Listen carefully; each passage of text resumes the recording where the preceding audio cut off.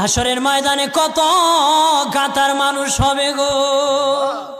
নবী বলেন আয়েশা, হাসরের ময়দানে মানুষ 120 কাতার মানুষ হবে।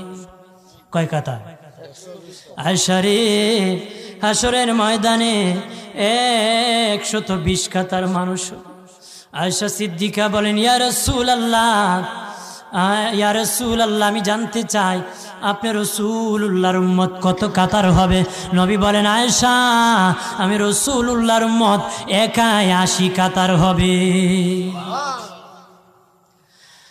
আয়েশা বললেন ইয়া রাসূলুল্লাহ, দিনের নবীজি 80 কাতার দিয়ে আপনার উম্মত হবে, আপনার উম্মতকে কেমনে আপনি চিনবেন?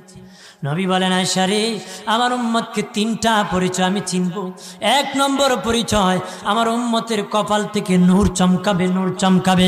নবী বলে বাবা সাহাবীরাম, অসংখ্য ঘোড়ার মধ্যে যদি কিছু চান কপাল্লা ঘোড়া হয়, এইগুলা চিনতে বড় সহজ হয়।